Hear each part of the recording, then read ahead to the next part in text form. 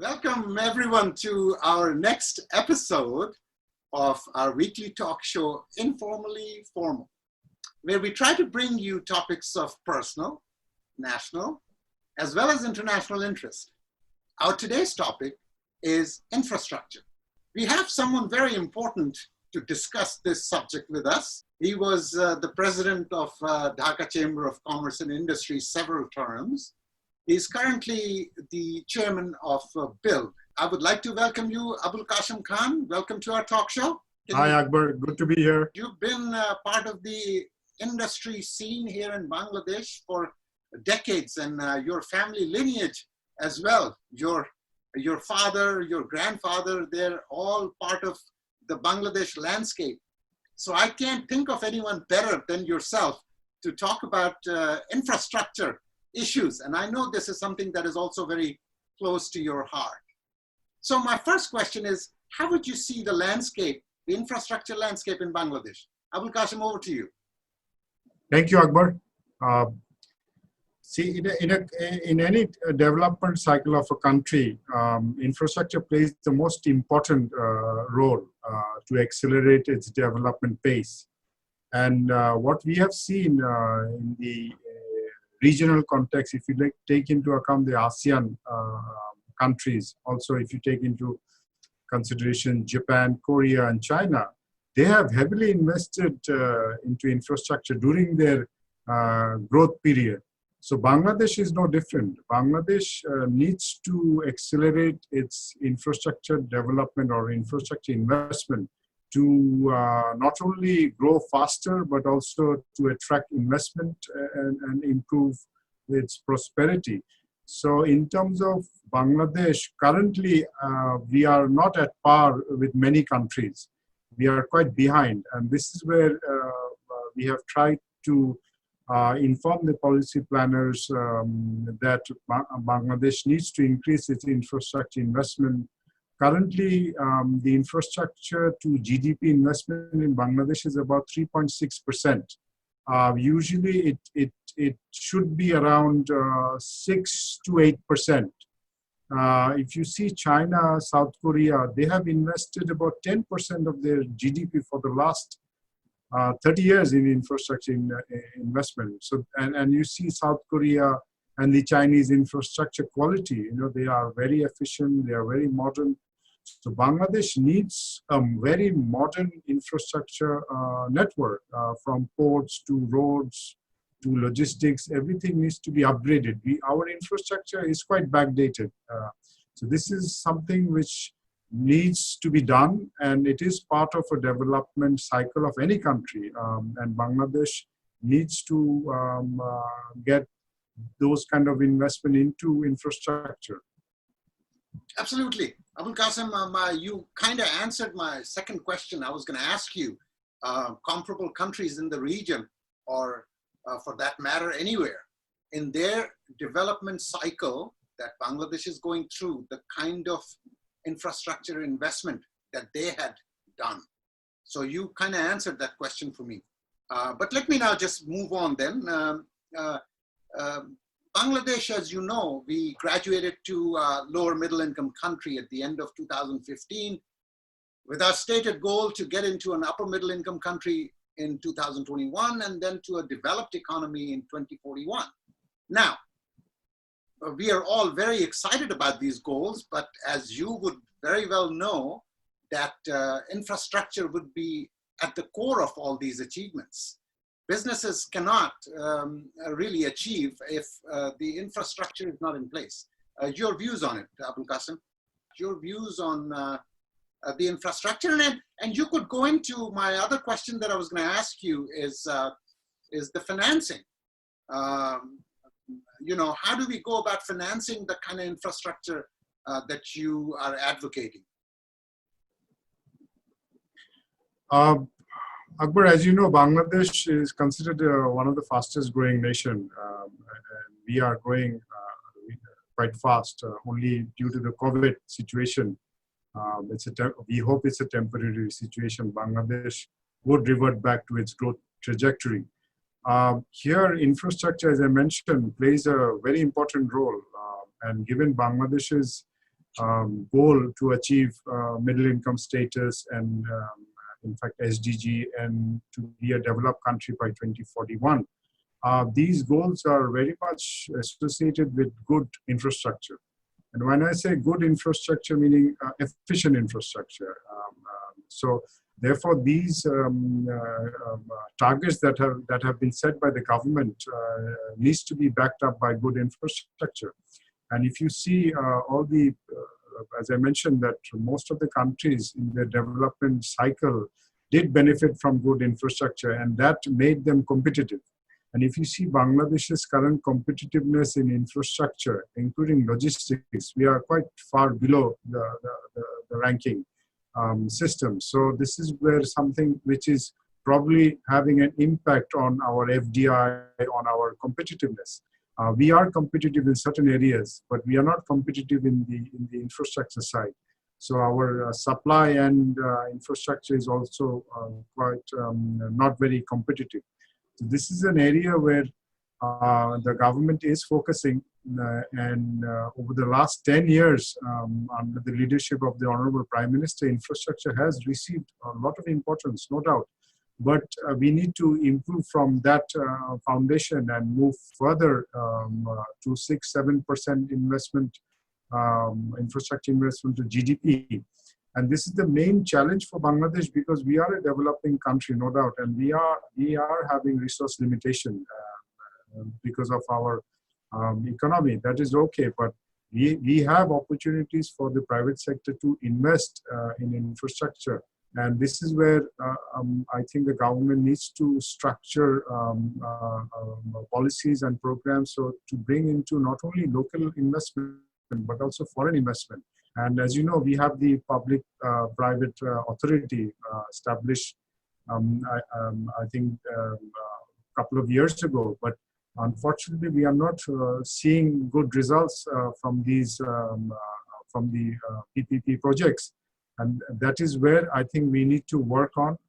What I was told that under our annual development plan, the good projects, goes into the budget, and the not so good projects are considered for PPP. So this is something the government needs to look into to attract businesses to invest. Right. Businesses will only invest if there is profit and there is return on investment. Absolutely. You brought out a very good point, Abul Kasem, which is the private sector, the government ought to filter it just the opposite. The best projects, the most lucrative projects need to come to the private sector. And the most difficult projects should be undertaken by the government. And it should be reversed. The whole thing should be reversed. And let me now ask you, Abul Kasem, do you see, in terms of Vietnam's growth and how they focused on 3 specific areas that you and I have privately talked about, would you care to elaborate on that? And how do you suppose their focus on those 3 areas has catapulted them really in terms of infrastructure, not only infrastructure, but overall growth? Yes, we had many discussions on Vietnam's success story, no doubt. Vietnam basically based their growth strategy on 3 objectives. First was skills development, second was institutional reform, and third was infrastructure development. And why did they choose these 3 sectors? Because of increasing their competitiveness. You need good skills for your manufacturing, for your industry, right? And secondly, you need institutional reforms to make policies that are dynamic with the changing world. Third, you need good infrastructure to make your logistic efficiencies go up. So if you look at Vietnam, how they have progressed, I mean, Vietnam is a brilliant success story. I mean, after the ASEAN Tigers, Vietnam is a success story, no doubt. And if you see Vietnam's, how they are attracting foreign investment. In fact, if you see the COVID situation, how they have handled, I mean, they have made it a success story, and they're getting a lot of benefit from having controlled the COVID situation. And if you see Vietnam's growth strategy, you would see there are a lot of things common with Bangladesh, and we can learn a lot of good things from Vietnam as well. Very, very, very nicely put. Abul Kasem, let me ask you, how do we go about, let's say if we were to target 10%, I mean, we'd be happy with 6% GDP expenditure, where it sits at about 3.5% right now. We'd be happy to see 6%, but if we were to target, let's say, 10%, we're talking about $35 billion. Now, I know even when we were talking about SDG goal implementation and the funding gap there, the private sector has to play a very important role. And I believe there is a tremendous role that the private sector can play in infrastructure development as well, provided what we discussed earlier, that the PPP model is shaped in a way where the easiest or the most lucrative projects go to private sector and the most difficult ones are taken up by the government. So my question to you, Abul Kasem, would be, what policy role would you advocate that the government ought to look at? And I know the government has made great strides in the past. Despite all the challenges that we have had as a developing country, the government has made quite a few strides. There's no doubt about it. But what would you nevertheless think that the government ought to do better, starting with perhaps ease of doing business? Everything, doesn't matter what we talk about, even if we are talking about infrastructure, ease of doing business comes to play. So what would you say some of the specific policy reforms that the government ought to look at? Over to you, Abul Kasem.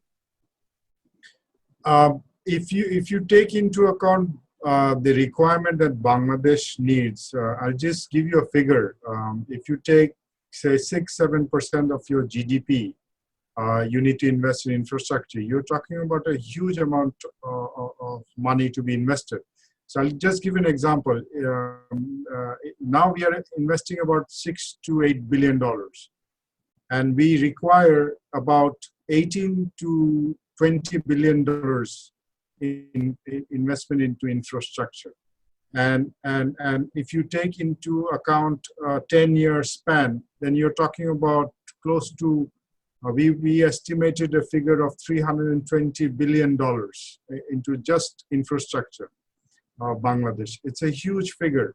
Where will this money come from? Obviously, government is a big investor. As I mentioned, private sector can be engaged into investing into infrastructure if the projects are rightly placed. Third is foreign direct investment. Absolutely. If you look at Bangladesh's foreign direct investment, we have not been able to attract, despite good policies, despite all the efforts that we have made, we have not attracted good investment into infrastructure. So this is something Bangladesh needs to sell, given its opportunities and its growth trajectory and its growth success stories for the last 10 years. We need to brand Bangladesh. We need to sell Bangladesh to the right people. And if you just take into account the investment into infrastructure, we are talking about $20 billion a year. And if you take foreign investment coming 50% of that, you can get $10 billion of foreign investment into Bangladesh. And just see, if these investments come into Bangladesh, how the entire Bangladesh economy will change. If you invest $20 billion on infrastructure, the whole landscape of Bangladesh will change. Our economic activities will just accelerate. Absolutely. So you will see a revolutionary change, and with the policy that has been so successful by the Honorable Prime Minister, that the foundation has been laid. Now we need to jumpstart the economy to move it to, if you put it in acceleration mode. We need to accelerate our GDP growth. We need to go beyond 10%. There was a report that Bangladesh needs to actually grow by 10% to really accelerate its economic prosperity. Abul Kasem, let me very quickly, we're at the very tail end of our talk today. It's such an interesting discussion that we could go on forever. But very quickly, let me ask you about Bangladesh. As we know, in Matarbari, deep sea port, Paira, we're working on. But also, more importantly, I wanted to get your view on the special economic zone as infrastructure development needs of Bangladesh. How does that play? And what would you suggest that we could do better to make that a success? As also, I might mention that special economic zones is pretty tricky because in many parts of the world, it hasn't worked. But then in China, if you look at Shenzhen area, has been a miracle. So your views on that? Yeah,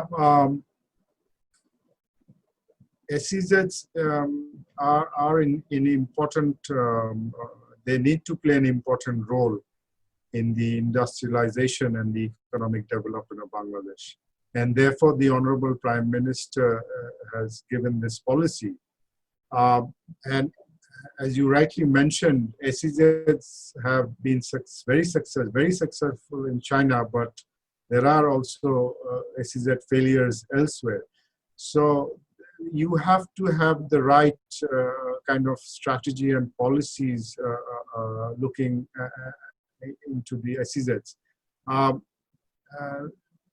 SEZ can be a good model, may not be a good model. It's how, as I mentioned, how you structure it and how your policy evolves, including your domestic economy. Mostly SEZs cater to export markets. So there are a lot of challenges how you take into account the local industrialization versus SEZs. Also, how do you account for public SEZs versus private SEZs? So there has to be a balancing act. How do you make the SEZs profitable for the private sector? Because the government is also doing SEZs, nothing wrong. It's for the overall growth of Bangladesh. It's for the prosperity of Bangladesh. But there has to be a balancing act. How do you regulate? How do you protect? And at the same time, how do you prosper together? So we think that the SEZs need to play an important role. As you have seen that lately, a lot of country-specific SEZs have also come about. That is very good. That will attract a lot of nations to invest in their own SEZs. But there are also private SEZs. So how do you mix and match? So this is something the government needs to really work with the private sector and with the stakeholders, international players who have had success in making SEZ successful. So this and another point I would like to add is the private ports, which is very important for Bangladesh's growth trajectory also. So this is where the government also needs to follow certain guidelines or certain benchmarks that have been established globally. If you take into the Indian model, they have been very successful in attracting private investment into private ports. We are trying to bring about change in the government policy to accommodate more private investment into the infrastructure, particularly port shipping and logistics. Wonderful. So, well, I guess that brings us to the conclusion of our talk today. I would like to thank you, Abul Kasem, very much. You're a busy person. We appreciate you giving us your time. So with that, ladies and gentlemen, and with an invitation to watch our next show, I leave right here, and thank you for joining us. Hope to see you again next episode. Bye-bye.